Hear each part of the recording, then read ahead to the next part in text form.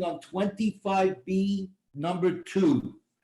Okay, 25B2. Okay, we're continuing on the conversation that we began yesterday, which essentially is we kept talking about food and benefit.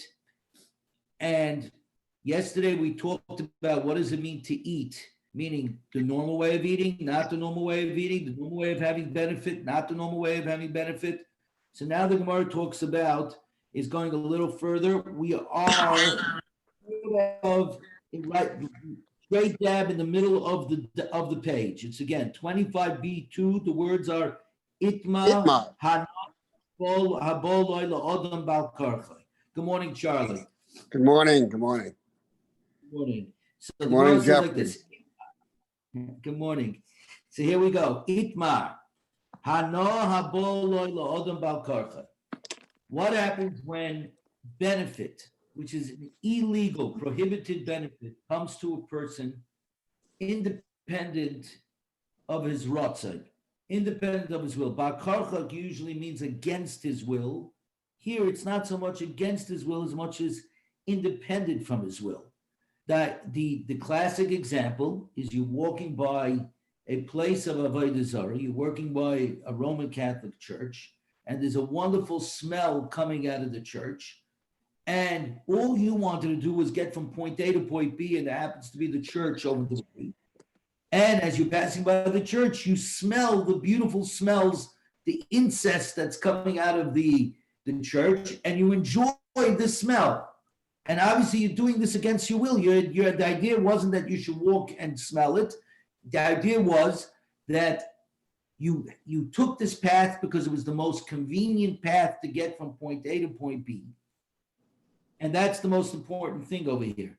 In other words, you could have avoided this path but it would have been a huge pain in the neck. It wasn't convenient. So this was the normal convenient road, and you passed by and you smelled the incense that coming from inside the church. Abaya Ama Muteris. Abaya says it's okay since you didn't have in mind, you didn't have kavana to enjoy, to benefit from the smells. It's okay. Virava Ama Asura. Rava says no, it's still forbidden, meaning that you have to go out of your way. In other words, you have to take the inconvenient route, the longer route, in order to avoid this this potential benefit, even though your intent, your kavana, was never to enjoy it in the first place. Not fun. Now, the Gemara says there's 4 different ways of taking a look at the situation of hana that comes to a person al karchak, against his will, independent of his will.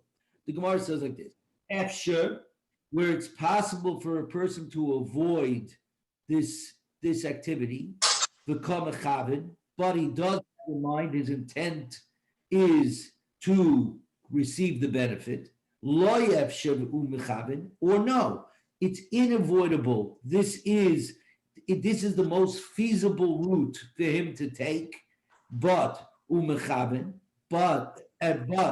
he still has intent to enjoy the smell in this case. Everybody agrees that is usher. In other words, if everybody says, if your thought process was whether this is the most feasible way or there's another way to go, whether it's efsher or the efsher, whether it's feasible or not feasible, if your thought process, your intent was to enjoy, it's also you're not allowed to do this. But in a case where it's not feasible to go another way, but you have no intention, so it's like I said, this is the best route for you to take to get from point A to point B, and you have no intentions of smelling the smells that are coming out of the church, and you have no choice. You pass by, you smell. Everybody agrees that's allowed.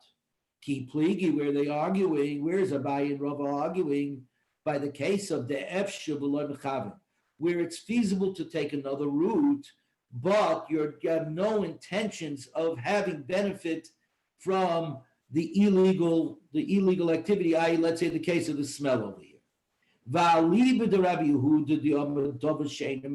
Also, according to Rabbi Yehuda, who says something that one has no intent is still also. This is a din on Shabbos, regarding Shabbos. The great machlokes of Rabbi Yehuda and Rabbi Shimon about davar she'eino mischaven. The classical case is you have a bench, okay, and you're having guests, so you want to schlep the bench over from one place to another. The problem is, as you're schlepping the bench, by schlepping it on the ground because it's too heavy to simply lift off the ground, you end up making furrows in the ground, in the dirt. Making furrows is obviously the issa, the prohibition of plowing. So Rabbi Yehuda says, "Davar she'eino mischaven." You had no intent of making these furrows. The only reason why you're moving this bench is because I need the bench, which is perfectly allowed. Says Rabbi Yehuda, "Im kol zeh davar she'eino mischaven." Even though you didn't have in mind at all to make these furrows to plow the ground, all you meant was to take the bench, it's still awesome. Rav Shimon holds davar she'eino mischaven is mutter. Something that you had no intentions to do is allowed. You intended only to take a bench. Since you meant to take the bench and you had no intentions and you didn't want any plowing of the ground, you didn't want your garden to get all these furrows, right? You're clearly mutter. Okay? So we're saying over here, something that is not intended is still considered asur. Everybody agrees. Therefore, in this case of what do you call it, of efsher v'loy mischaven, where it's feasible to take another route, and you had no intention. Your intention was not to benefit from, let's say, the smell that's coming from the church, right? That it would be also, according to Rabbi Yehuda, davar she'eino mischaven, something that you do not intend is still also, right? Very clear. We're on 25b3 now. Keep leaking. Where are we arguing? Aliba de Rabbi Shimon. According to Rabbi Shimon the Oma, davar she'eino mischaven mutter, that something that is not, that one does not intend is mutter. Now this is something else. There's a proviso here. Rabbi Shimon says davar she'eino mischaven is mutter. Something not intended on Shabbos. I only mean to take the bench. I don't mean to make the furrows in the ground. You're not responsible for the furrows. That's only if it's not a psik ratio. Psik ratio, ve'eino mischaven, everybody holds. What is a psik ratio? Where it's inevitable. There is no way to avoid. There is no way to avoid what's going to take place, the illegal benefit. Even Rabbi Shimon agrees in such a case that even though you have no intentions, but there's no way, you cannot avoid it. In such a case, even Rabbi Shimon would agree that it's awesome. But here we're talking about a case with davar she'eino mischaven mutter, where it's a place where something that's not intended is mutter. Abaya ki Rabbi Shimon. Abaya says we hold like Rabbi Shimon. In this case, that we're saying efsher v'loy mischaven, there is feasibly another way to go, but it'll add 10, 15 minutes to your trip. So we're not asking, Rabbi says, I'm not asking you to do that. It's what he called. You could go, you have no intentions of smelling. It may very well be when you pass by the church, there will be no smell. So the fact that there happens to be a smell this time and you have no intentions of benefiting from it, that is not a problem, because that is a complete davar she'eino mischaven, a thing that was completely unintended and was not a given that it would take place. Okay? Rav says no. Even according to Rav Shimon, in this case of efsher v'loy mischaven, avoidable but unintended, ad kan lo kama Rav Shimon. Rav Shimon says that it's mutter ela heicha deloy efsher, only where there's no other feasible way for you to do it. Avol heicha de efsher loy. This that Rav Shimon says that davar she'eino mischaven is mutter. that's when you have no other way to do it. You have to take this bench. This is your bench. You're having guests. You must take the bench. So therefore, as you're trying to lift the bench, you can't lift it. It's a wrought iron bench. It's too heavy. So as you drag it, it happens to make the furrows. Okay, it makes the furrows. I had no intention. It didn't mean that it was definitely going to make these furrows. It happened to make the furrows. Not a problem. But in our case, you can cross the street. You don't have to be on this side of power line. You can be on the other side of power line. Okay? Or to put this another way, I think it's on Clintmore. There's one stretch where there's like 3 or 4 churches in a row, all different, and a shul. Okay, so there's one stretch as you're going towards Congress, as you're going towards the water, right? The Gemara would, Rabbi Bai would say you don't have to cross to the other side of Clintmore. Okay, or maybe it's on Yamato, I don't remember. Okay, you can see I'm in New York already too long. Anyways, so a Rabbi would say you definitely have to cross the street, because you have another way of doing it. It's feasible for you to do it. It's a pain in the neck. You'll have to wait 10 minutes for the light to change, and then you have to quickly cross the street, and the whole night doesn't matter. That's the because so they're arguing essentially in what Rav Shimon hold. How far does Rav Shimon go when he says Dover she'einu mischavin, a thing that is not intended is mutter, is okay? Now the Gemara is going to say, okay, so this is one possible way of learning the argument. Ikedi Amri, there are those who say that there's another way to learn the argument.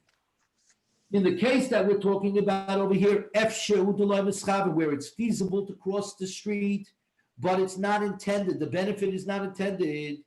That's the argument. Rabbi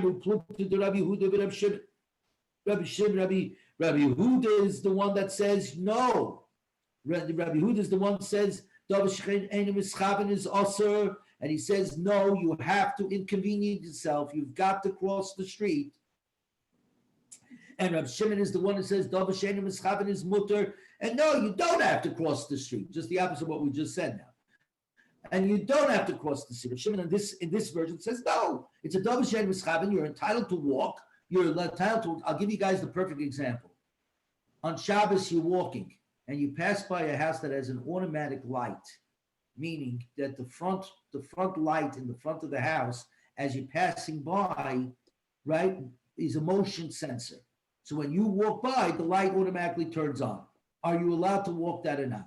And we, by and large, hold that you are, because you don't want that light to turn on. It doesn't help you in any which way. You're walking on the sidewalk, right? The sidewalk is a public area where everybody could use it, right? But that's tied to this argument over here. Would it make a difference also if you didn't know that the house had a light on and then you walk by it? No. Then for sure you'd be putter. Then you're putter because of onus. For sure, because you have no idea. A complete onus. Right. A complete, right. But what happens if you know? You know there's a light over there. So now that's the question. First of all, is it called a psik ratio or not a psik ratio? Because what happens if the guy inside the house cut off the light? Who said he has the light on? I don't know if he has the light on. I don't have to assume that he has the light on. I'm just walking from point A to point B. I can care less. So this is literally this argument. Efsher, where it's possible for you to cross the street and walk down the block by going to the other side of the street, where you don't have it in mind. Rabbi Yehuda would clearly say, no good, at least according to this version, that you have to cross the street. Rabbi Shimon would say, no, you're just walking. It happens to be that the motion makes the light go on, right? That has nothing to do with me. First of all, it wasn't a psik ratio. Who said he has his lights on? Maybe he turned it off, right? Who said? What's the thing? So let's go again. But that's the case of efsha, where it's feasible to cross the street. V'loy mischavin, where you didn't intend.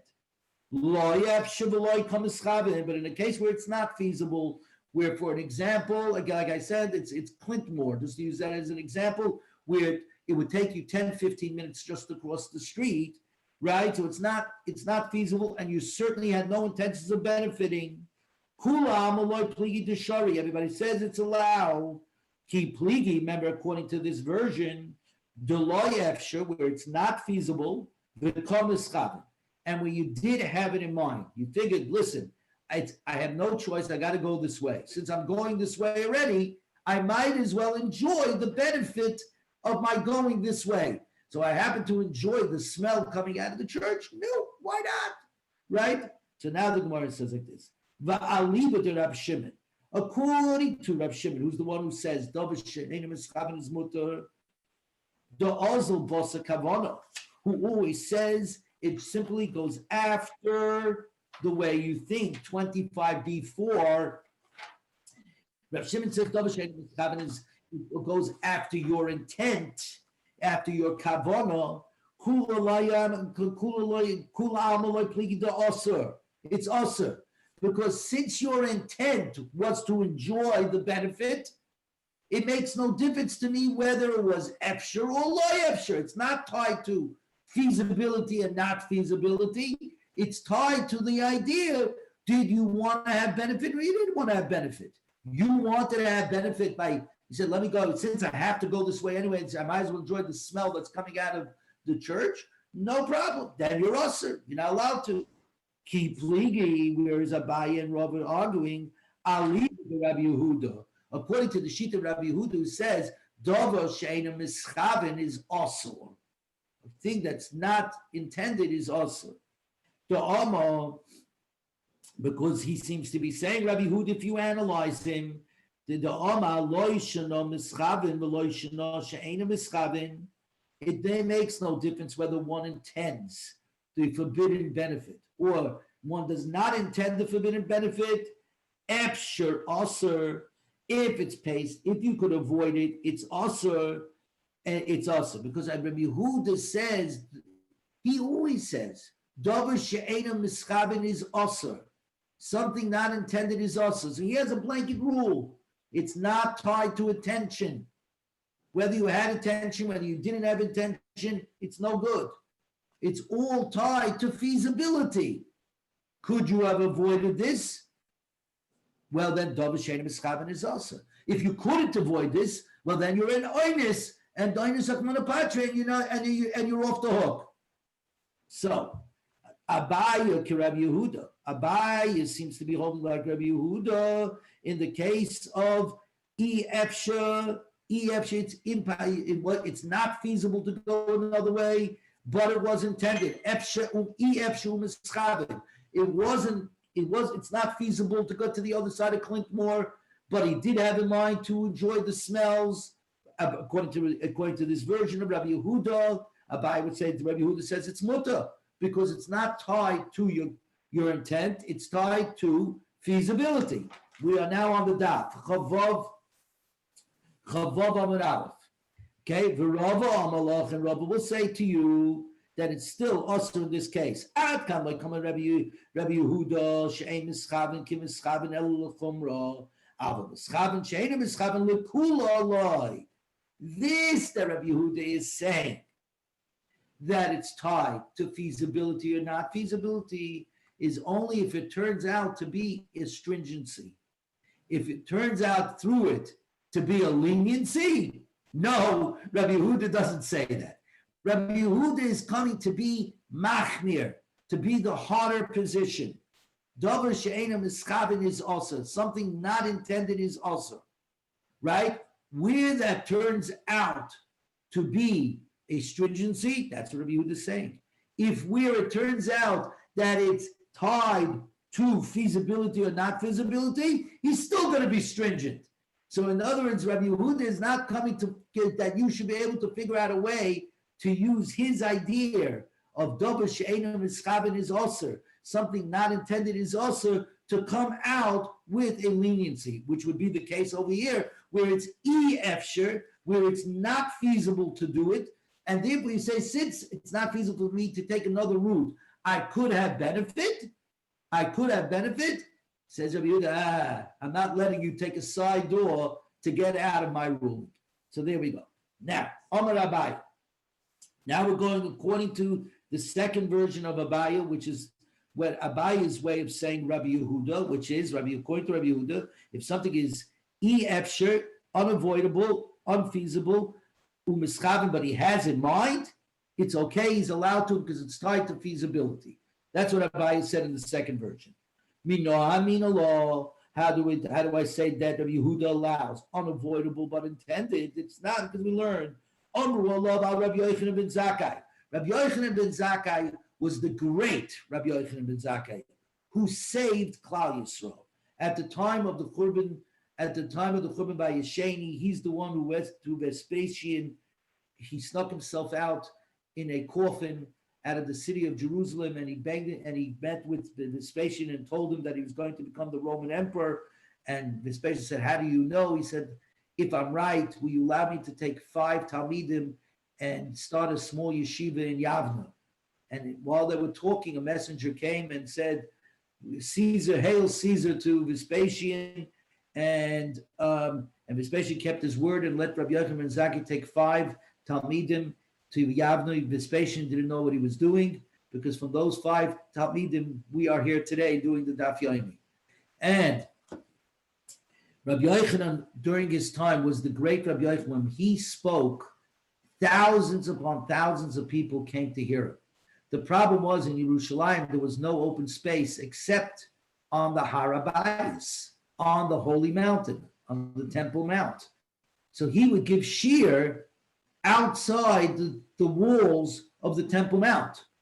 One of the reasons they would do that is because the Temple Mount walls gave a lot of shade. So the people would have benefit from the shade of the wall of the Beis Hamikdash, of the wall of the Beis Hamikdash. So here's the case: the Tanya Amru Allah Rabbi Yochanan ben Zakkai, that he would sit in the shadow of the heichal of the sanctuary of the Beis Hamikdash.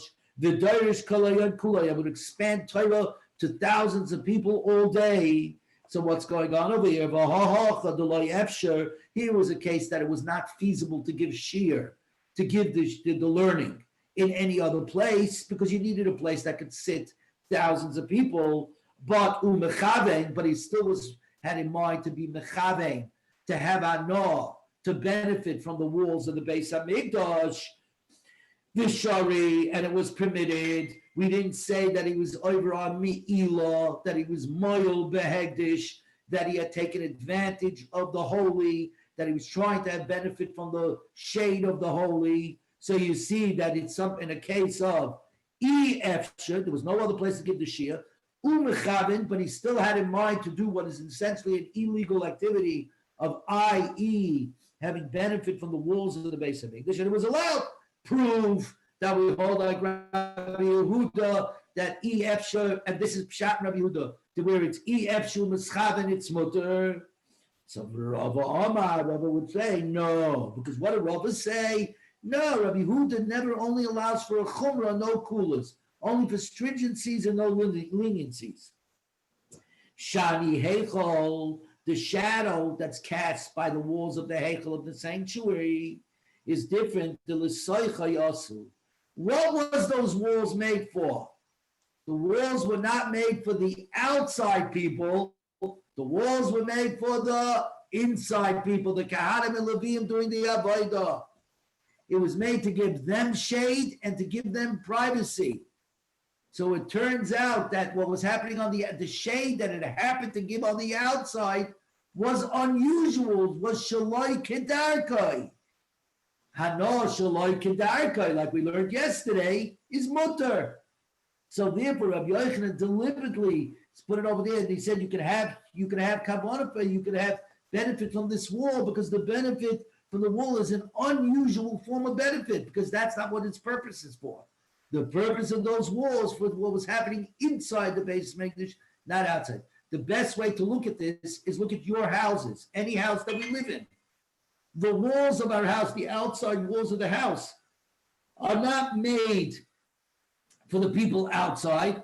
I mean, obviously you make it look nice, but the walls are really to protect you on the inside. Because if you didn't have the walls, you wouldn't have a house. So the walls of a house are made for what's inside of it, not what's outside of it. Amar Rava, now Rava says his position, which is that Rabbi Yehuda says Davar She'ein Mischaven is also in all cases l'chumra and l'kula. Amar Rava mino haminim. How do I know that Rabbi Yehuda does not allow where it's a case of efshar mischaven, unavoidable and intended? The Tanya, because we learned Lulin hayu pesuchim ba'aliyah space kodesh hakadoshim. Hatches. They would remove panels from the roof of the Kodesh HaKadoshim of the Holy of Holies to remind everybody. Only Kahanim and Levim were allowed actually into the Heichal, into the inner part of the Beis Hamikdash. The Kodesh HaKadoshim, the Holy of Holies, which in the first Beis Hamikdash had the Aron HaKodesh, the Holy Ark, and in the second Beis Hamikdash did not have the Holy Ark, but nonetheless was not, no one was allowed to go in there except once a year. The Kohen Gadol, the high priest, was allowed to go into the Kodesh HaKadoshim. In the words of the Gemara, we're allowed to go in. Okay, Charlie, you got to put it on silent. Yeah, I will. Okay, you good? Okay. The Kodesh HaKadoshim, only the Kohen Gadol was allowed to go in there. So what happens if you needed repairs? And in fact, even the Kohanim Gedolim in the second Beis Hamikdash, when they went in on Yom Kippur, they went in with a string around their ankles. Because unfortunately, if you weren't roy to be Kohen Gadol, and in the end of the second Beis Hamikdash, what the position knowing they wouldn't last for more than a year, I don't know.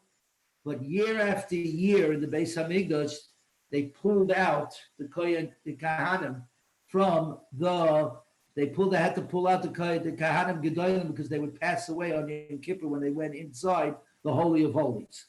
Anyways, here's the problem. What happens if you have workers who need to fix the walls of the Kodesh HaKadoshim? How are they going to fix the walls of the Kodesh HaKadoshim of the Holy of Holies? So the Gemara, the Mishnah says over here,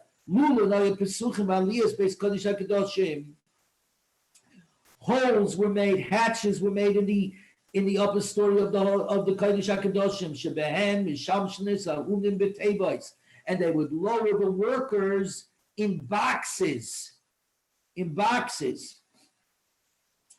order for them to come to fix the walls. Kedei shelo yazunu be'eineihem bebeis Kodesh HaKadoshim, so their eyes should not feast on the beauty, on the holy, on the Kodesh HaKadoshim, on the beauty of the Kodesh HaKadoshim, because to feast on the feast your eyes on the Kodesh HaKadoshim would logically be Me'ilah.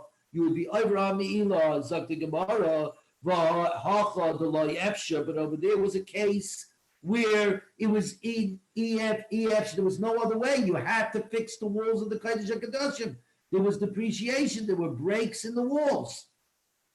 Okay, but the Kamachavin, so they was figured, but they had intention of looking at the Kodesh HaKadoshim v'asur, and it's also. So you see, says Ravo, in the case of Efshe u'mischavin, the rule is that it's also.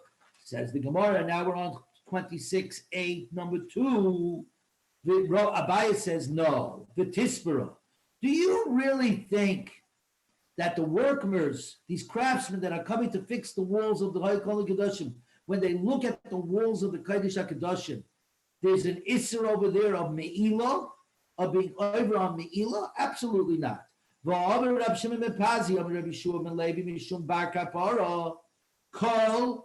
the sounds, meaning the sounds of the instruments that the Levium played in the Beis Hamikdash, Umare, and the appearance of the Beis Hamikdash, V'reach, and the smells of the Beis Hamikdash, the smells of the ketores that were burned on the inner, on the Mizbeach Hazav, on the gold Mizbeach in the Heichal inside. Ein bohem mishum me'ilah. There is no me'ilah on a biblical level. Elo malos bebeis Kodesh HaKadoshim. Rather, in the case of the Kodesh HaKadoshim, of the Holy of Holies, the Rabbanon wanted to give it a greater heightened sense of awe. So they went ahead and told the workers, try not to look inside, and they put them through the roof in a box. And the reason for this is simple, because Kol, Mare, and Bipashtus Reach, sounds, seeing, and smells, the senses don't have mamoshes. They're ethereal. They're not tangible. It's not tangible. It's something that's not tangible. You cannot aser as something that is me'ilo, that is something that is also for you to have benefit from. Now we have a different case. Ikadi Amri. Rava would say they would bring proof to Rava that not intended, but I mean not feasible but intended is also. Amar Rava Lord, how do I know that unavoidable but intended is also? Even according to Rabbi Yehuda, the Tanya, Rabbi Shimon ben Pazi, Rabbi Shimon ben Levi, Mishum Bakaparo, Ka Kol Umar V'Reach Embehem Mishumilo. Sounds, seeing, and smells from the Beis Hamikdash are not subject to Me'ilah. But look at the way it says it. It doesn't say Kol Mara V'Reach. The sounds, the appearance, and the smells, mutter, are allowed in the Beis Hamikdash. It just says Ein B'Hem Mishum Me'ilah, which seems to connotate Me'ilah Hu Deleka Ha'isura Ika. But some sort of Isser is there. You're not over on the Me'ilah, but you are over on an Isser. Okay? And now the Gemara says, My love, what do we must be talking about? Those who are standing inside the Heichel and the Kodesh HaKadosh to do repairs, the Loyevshu, where they have no choice but to come in and do repairs, the Kom is Chavin, but they still have in mind to do Kol Mara V'Reach, V'Osir, and it's Osir, right? They should not have, what do you call it? You're right, they're not Chayiv on Me'ilah, but they still go ahead and they're still Osir. Says Abaya, no. When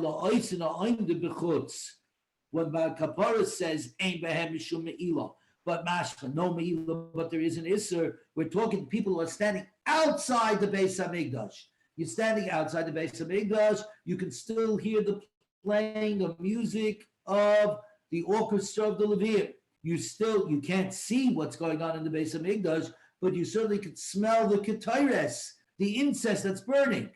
If you go and you have in mind to enjoy it, you're over. You're awesome. Zakti Gemara, you're right. You're not Me'ilah because it's not tangible. It's still an issue that you're not allowed to do.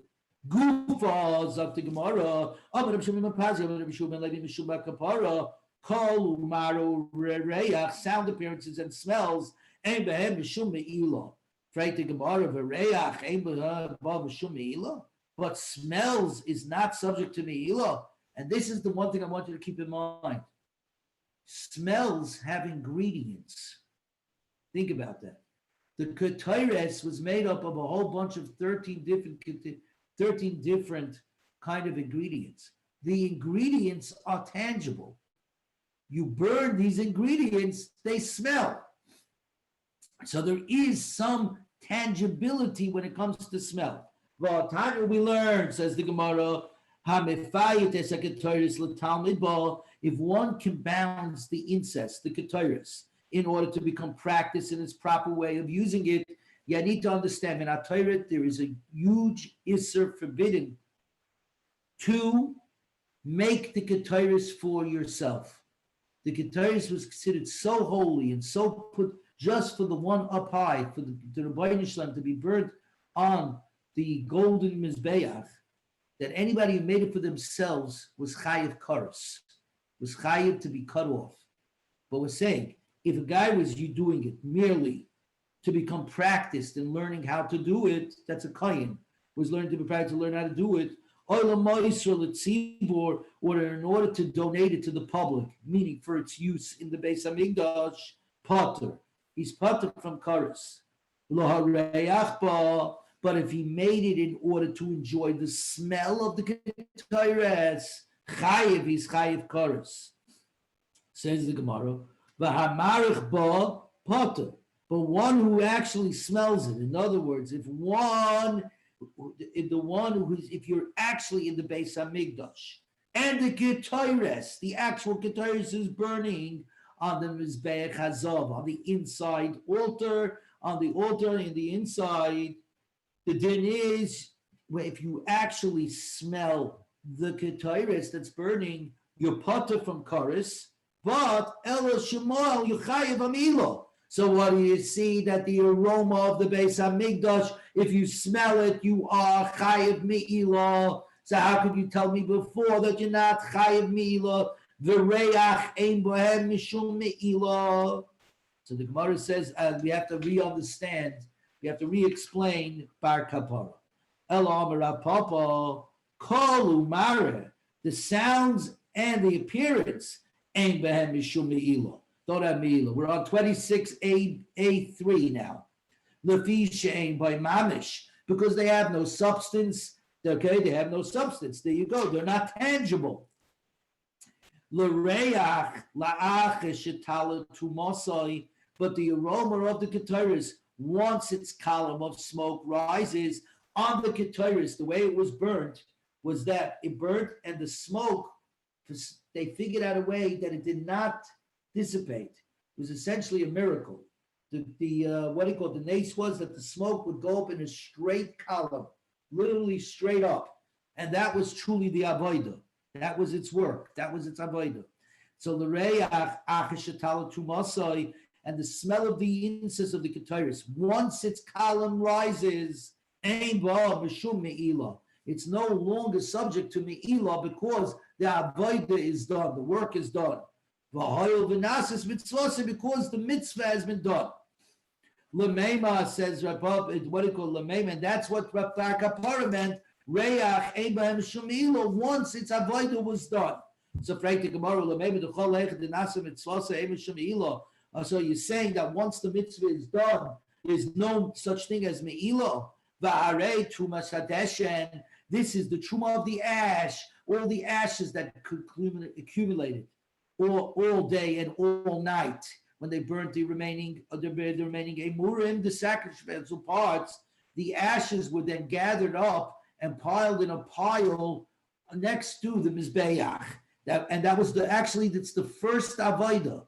If you have time to say kabbanis in the morning, you'll see in their thing that is the actual first thing they did in the morning was gather the ashes. So they weren't all over the place; they were in one place, and that was an avodah, which was clearly Trumas Hadeshen at this point in time. And the Gemara is saying Trumas Hadeshen is after the mitzvah was done. Excuse me, Yitzchak. Yes. Yitzchak. Yeah. You're breaking up a lot. I don't know what about the other two. Are they seeing the same thing? But you are breaking up a lot. Let me see. Jerry and Charlie, am I breaking up by you guys? Not to me, you're not. Charlie, Jerry, No. am I breaking up by you? No. No. So Jerry, it's at your end, not my end. Okay, I don't know if you're Jerry, there. are you in the restaurant? Yeah, Jerry, I think Jerry, you're in the restaurant? We're both in the restaurant, yeah. Yeah, so I think it's the restaurant because it's very clear here. I haven't been breaking up at all. And the other guy. It's just, I'm same with Charlie. It's crystal clear here. Oh, thank you, Isaac. Okay. Yeah, so Jerry, I hate to say it, it's you guys. Sorry. Okay, let's keep going here. It's the bagel. By the way, just so you know, I think it's probably the smell of the good food in the restaurant that's disturbing the whole. Illegal benefit. Got it. I mean, it's not the benefit. We're living the DOF. We're living the DOF. Here we go. So says the Gemara, let's just start this. That wherever the mitzvah is, that there's no me'ilah once the mitzvah is done. The ashes that are piled up on the side of the mizbeach in the morning, the nas's mitzvah, which its mitzvah was done already. Obviously, the burning overnight of the meats of the avarim were already done. And yet there's still me'ilah diksiv. The samai eitz ala mizbeach, and you shall place it. The samai it. The eight syllables are next to the mizbeach, and we learn a bunch of rules from the word v'samai it. It shaloi yefazeh, that you're not allowed to scatter the ash. You must place it in a pile next to the mizbeach. V'samai shaloi yehene, and you should place it. I mean, you shall not benefit from the ash. You shouldn't use it, let's say, to cover something up. So you see that something that its job was already done, and now you're just pushing the ash to the side, and the ash still has me'ilah. And for the Gemara, mishum da'avi trumas hadev shenu bigdei kahuna. You can't learn from there because by the trumas hadesh and by the ash, and regarding the clothes of the kohen that the kohen gadol wore on Yom Kippur. On Yom Kippur, the kohen gadol wore two sets of clothing: his regular big day zav, his regular gold clothes, and the white clothing that every other kohen wore during the year, the simple white clothing. Those white clothing, which was special for the kohen gadol on Yom Kippur, he could only use once on that Yom Kippur. That was it. After that, it was put to the side. It was not allowed to be destroyed. The holiness that it was used for Yom Kippur did not allow you to destroy it, but it needed to be put in geniza, into shemus. So it's up to Gemara because Mishum Dahavi Trumas Hadesh and Big Day Kuna, which have both the same thing, where the job is done with regard to the clothes of the Kohen Gadol after Yom Kippur. Obviously, the job is done. He did the avodah of Yom Kippur, and it needs to be put to the side. Trumas Hadeshin is the ashes after the burning of the emurim all night, right? Which turns out, therefore, Shnei Kesuvim Aboim Ke'echad. There are two psukim that come as one. They're coming to teach the same rule, that even though their mitzvah was done, they still cannot, they cannot be moiled with, they cannot be simply thrown away. V'chol Shnei Kesuvim Aboim Ke'echad Ein Melamdin. We have a rule that when two psukim come and specifically have the same law, the same limitation, same law, we cannot learn it further on. We say the law is only specific to these two cases. So these two cases, the case of the ash and the case of the clothing of the Kohen Gadol of Yom Kippur, those two are an exception to the rule that after the mitzvah is done, there's no more me'ilah. These two still have me'ilah. Big did Trumas Hadesh and Hada Amram. Trumas Hadesh, like we just said before, the Samai Eitz Alav Mizbeach, and you shall place it next to the altar. And Big Day Kuhunik Siv, Vihi Nicham Sham, and you shall leave it there. Malamed Shetu'una Geniza. It means that it requires being put away and put it into shatness. I mean, the word's slipping my mind, not shatness, into shemus. Thank you. Now, this works out according to the Rabbanan da Omar. That we teach that the kohen has to put it away. But according to Rabdoisa, who argues with the Rabbanan, and he says, the clothing that the kohen gadol used on Yom Kippur, the kohen gadol cannot use them again. He can't use them next Yom Kippur. The Oma Avaroyin Haim the Kohen Heged, but you're allowed, but they're fit to be used by a regular Kohen because these were the clothing of that every other Kohen used all year long. The white vestments. We're on Chavav 4. Ma'ivani Chasham. What does it mean? You shall leave it there. That the Kohen Gadol should not use them on another Yom Kippur, but they are allowed to be used by another Kohen Gadol, because then it turns out it's not Shnei Ksuvim Aboim Ke'echad. It's not two psukim coming to teach me the same law. Trumas Hadeshen is a law. You should put it next to his bag. That's a law. You can't be mother with it. It has to go next to the mizbeach, and it has to go onto the mizbeach. The clothing could be used again by other kahanim, according to Rav Doisa. So it's only one pasuk. If you have one pasuk, you can then, the rule is you're allowed to learn. It's not limited to this one pasuk. In every other case, it's the same thing. So then in that case, it would be that you can never be moil. You can never say just because the mitzvah is over in every other case that you're allowed to use it and you're allowed to benefit from it and you're not being moil. It's not true. Because if I have a case by Trumas Hadeshen, by the case of the ashes, where clearly the Torah is saying, no, you have to leave it here, you're not allowed to be moil. If you have one case like that, we say that one case can be taught to all cases that are like it, which is every case of Kodesh, that once the job is done, you're still not allowed to be moyel. So how can you go ahead and say in every other case you can be moyel? So you're right. I cannot learn it. I cannot compare Trumas Hadeshin to the clothing of the Kohen Gadol. However, Mishum Dahavi Trumas Hadeshin ve'egla arufa shnei kesuvim abon ke'echad. Because the case of Trumas Hadeshin, the ashes, and the case of the decapitated calf, shnei kesuvim abon ke'echad. What's the case of the egla arufa? The case of the egla arufa is where a murdered person is found between two cities, and we don't know which city it happened in. So they measure whichever city the murdered body is closer to, has to take the body, has to bury it, and then has to take a calf that was never worked, okay? It's very similar to the para aduma, like the red cow, which we use to be mitaher, to purify people who became tumah from a dead person, from a carcass, from an avi avoisa tumah. They both cannot be used. But in this case, the egla arufa, okay, is the same case that once and what happens is the elders of the town take it to a valley and they decapitate the animal. And then they go ahead and say over the animal, say, we are not responsible for this murder. There's a whole statement. We are not responsible for this murder thing, whatever. So that's the case.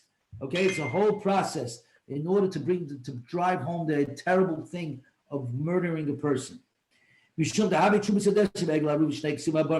rule is that once you decapitate the calf, you're not allowed to have benefit from it, even though you finished the job with it. You decapitated it.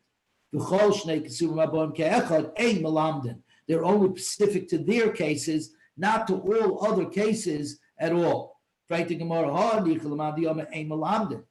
a good, according to the one that says two psukim that come to teach the same law. Ein malamdin, they're only teaching for themselves. You can't teach the law further.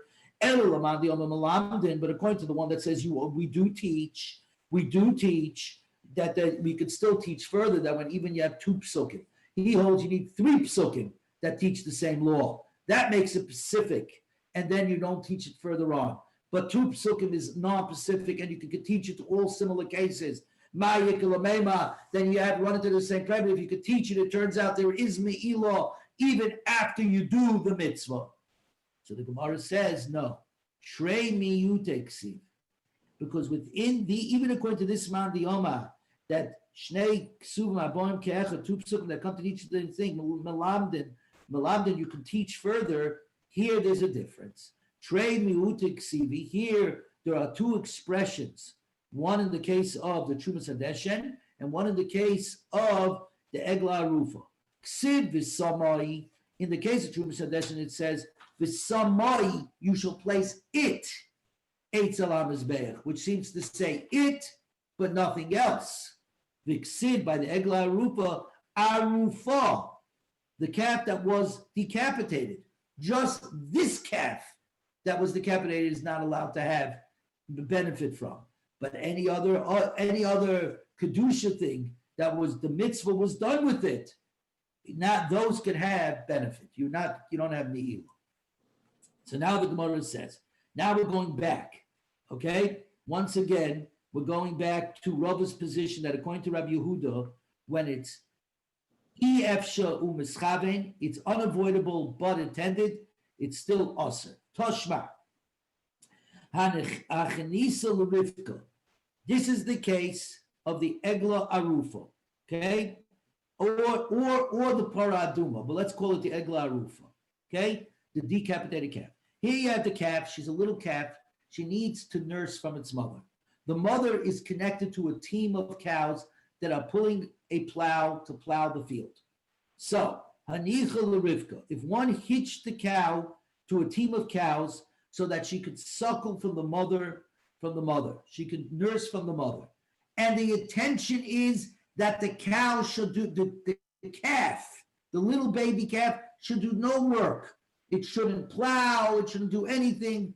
It's hitched to the thing only because it must suckle, it must nurse from the mother.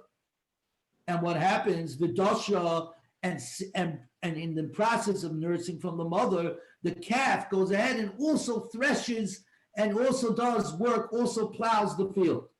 The answer is kashera, it's still kosher to be an egla arufa. Because the owner had no intention, he's a complete no intention, was not mischavin, that this calf should do any work. All he wanted the calf to do was to nurse from its mother. So we say this is not called work, and it's as if the egla arufa didn't do any work, and you can still use this calf in the case of if you need to decapitate a calf. Keshera. However, b'shvil shetinak v'sadush. But if he hitched the calf to the thing, because first he wanted the calf to nurse from the mother. But secondary, he said, listen, since she has to be here anyways to nurse from the mother, she might as well help with the plowing psula. Then she becomes possible because he wanted her work to be done. And remember, an egla rufa is like a paraduma. It's not allowed to have done any work. So right to Gemara in that second case, it's a case of it's unavoidable. He had to attach it to the plow, to the team in order for the calf to be able to nurse from the mother. So therefore that was unavoidable, which meant Buddy was mechaber that if she should go ahead and plow, that would be great. And what do you see? The Ketani Psula, and it says it's possible. So you see the idea of unavoidable, but attended is not allowed. Now we're up to number 5, 26a5. Says the Gemara, Shani Hassam, this is a different case. Because it says by the Egla Arufa, by the decapitated calf, Tiksiv, Asher loy ubad ba, for which work was not done. Asher loy ubad ba, which work was not done, which means all work. Mikol makai, all work. If that's the case, by the Gemara, if you're not allowed to do any work, afilu reishanami, then why in the first case, which was ef the loy mischabin, it was unavoidable, and his intention was that she should not. His intention wasn't that she should plow. The only intention was that the calf should nurse. But the fact of the matter is, the cow did plow, and the pasuk says, "Asher loy ubad ba." No work should be done with it. With which work no work was done. Since work was done, at the end of the day, the calf did plow, even though that was completely not my attention. Why did the Mishnah say? Kashera, it's still good. B'chol makaim. Asher lo yavad ba b'chol makaim. Okay, now we're on Amud Beis 26b. We're almost done. We're just going to get to the 2 dots. Says the Gemara,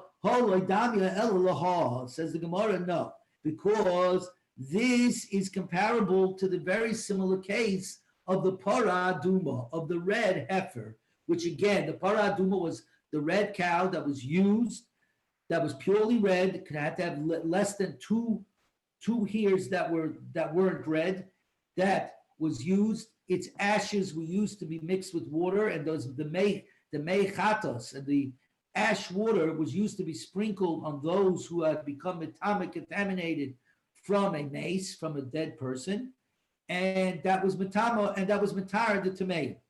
And that's what we're waiting for. One of the signs of Mashiach will be a red cow, because we're all tamei these days. And obviously, for all of us to become tahar, to be able to go to the base of Mikdash, it would require a red calf. Anyways, the rule of the red calf, it also is not allowed to do work. So it says like this: this is comparable to the paraduma. That if a bird should happen to land on the back of the paraduma, kishera, we say it's kosher, even though theoretically the paraduma is now carrying the bird, right? That's not called work, right? But if a bull should mount her, okay, in that case, psula, it's possible. Frank the Gemara, my time, why? Both, the bird landing on her, or an ox going ahead and and dating her, as it were, right? What is the point? Amara Papa, if the pasuk said, Avad, he worked her, Vikarina Avad, And we would read it that way, that the owner worked her, adi ovid ba'iu. Then we would say that she's still good until the owner himself works her. Since both the bird and the bull are not things that the owner wanted, right? That wouldn't be a problem. Because of ubad, the Korean ubad, if it said work has been done with her, and we would read it as work has been done with her, afil malaya nami, even if it happened by itself, that means the bird landed on her or the bull mounted her, what it called, work would have been done with her. That would have been good, and the paraduma would be no good. Hashto the ksiv ovad. Now that in the Torah it's written, ovad, he worked with her, the owner worked with her. The Karina, but we read it when we're laying on Shabbos, ubad, work has been done with her, so it's written, he did work with her, the owner, but we read it, work has been done with her, okay, which is more expansive. So we got uvad dumya de abed. We've got work that was done with her that's similar to work done with her. Ma ovad denichale, just as it means the owner worked her, is obviously work that he was happy with, that he was pleased with. So too, work that he's pleased with. The bird landing on top of the paraduma, he's not pleased with. He could care less. He's indifferent. The bull mounting the paraduma, he's in essence happy because that's the business he's in. He's in the business of having calves so that he can sell it at the Chicago Mercantile Exchange. That's the business he's in having what do you call it? Having many cows, many calves. So therefore, that's the difference. So the Mishnah's distinction is in both cases, she did it, the work, the bird and the mounting of the bull is without the participation of the owner. But the first one he's indifferent to the other one he's not indifferent to. Same thing over here. The calf that threshed on her own, the owner is actually very unhappy about that. He didn't want her to do it. Here, in the second case, he said, the main thing I want is that she should nurse, but I wouldn't mind if she also helps with the plowing. That's a different case, and it's no good. Says the Gemara, Toshma, if somebody finds something in the street, the rule is, we're almost done. If somebody finds something in the street, okay, something is lost, and you find it, you're now responsible, returning a lost item. Not only do you have to return it, you have to take care of the item while it's under your hand. Okay? One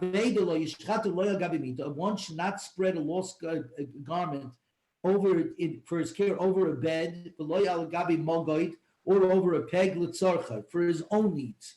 You're not allowed to use it for your own needs. You're not allowed to do that. But you're allowed to spread it over a bed or a peg for its needs because you want to air it out. You don't want it to get creased. If archim come, you're not allowed to spread it over a bed or a peg, whether you do it for its needs or your own needs, because there's automatically a benefit here. When somebody goes ahead and he has guests and he puts out the sheet and all that, they're all going to ask him, and he's going to say, oh, I found it, so I had to take it in, and the halacha is I have to take care of it and all that, right? He's going to get the hana of everybody saying, oh, you're such a tzaddik, right? Which is a great hana. We all love it when everybody says you're such a tzaddik, right? So you're not allowed to do it. So here's a case where it's unavoidable. It's unavoidable because you have to spread it out. You have to take care of the garment, but you still intended to have a little benefit of your guests saying what a great guy you are, right? And still the Brisa says you're not allowed to do it. From here you can see where it's efsher, where it's unavoidable. But mischavin is also, just like Rava said on Rabbi Yehuda, said the Gemara Shani, and now we're on 26b2, which where we're going to be stopping. Shnani Hossam, what do you call this different? The kolile, because displaying the garments in front of guests is akin to burning it. How so? Possibly because of the evil eye, or because of robbers, because you don't know totally who your guests are. You don't know who's going to see it and say, "Ooh, I want it," and sneak it in the house and steal it. What's with the evil eye? So since I'm dealing with a bunch of professional guys, we have to talk about this evil eye. Evil eye can mean one of two things. You can either have a Kabbalistic reality that they're subject to the evil eye, but the more line on it is, when you focus your eye on something, we have the idea that Minas Shemayim, you're calling attention to it. And then Minas Shemayim, they Kaviyach take a look at it and say, okay, why does this person have this? And why does it should he have it, should he not have it? The evil eye is jealousy. Jealousy in our world we believe jealousy is not just an emotional feeling. It has negative connotations. It affects things. And as we all know, whether we can explain it or not, jealousy is one of the worst midas, one of the worst characteristics, because it eats at the person and ultimately it causes. This is what the Gemara is. Now we're going back to the first case of Rava, which he said, if you remember, if it's efshu mischaber, Rabbi Yehuda said, no, it's mutter. You are allowed, because he said it's not. It's a davar she'ein mischaber. He always says it's no good. That's what he called. But Rava ultimately said that Rabbi Yehuda could kill this. Toshma moichik kesus moichik kedarkan. People who sell clothing which happen to have shatnez, like when we all go buy a suit. Okay, they might have shatnez, it might not have shatnez, might have wool and linen mixed in together. But the person selling the garments, we're allowed to put them on to show how they look. That's only, of course, that he doesn't have in mind during the summer to protect himself from the sun. Or in the rainy season from the rain. But the discreet ones, that means the more from shop owners, mashpidim lo cherayim b'maka, would hang the garments on a stick behind them. They would sort of put a yoke across their backs and hang the suit, as it were, over the stick that was on their backs. And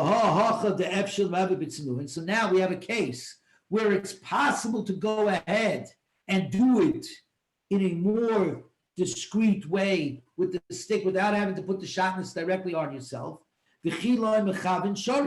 And nonetheless, if he does not have in mind to benefit in the summertime or in the wintertime, he only has in mind to show off the garments, we say it's okay. So what do you see over here? That if it's avoidable, it's efsher, v'loy mischaben, it's still okay, you're allowed to do it, which in this case is just the opposite of Rava's first position. Rava's first position was that if it's unavoidable, if it's avoidable but not mischaben, it's okay. To yufta l'mad the tani lishna kama de Rava. This is a variation of the first version of the opinion of Rava. And the Gemara to yufta, you're right. It's a slug up, and we're only going to stick to the second version, which is what we discussed all day today. And that's it, guys. That's where we're at. Very good. Everybody have a wonderful day. Enjoy your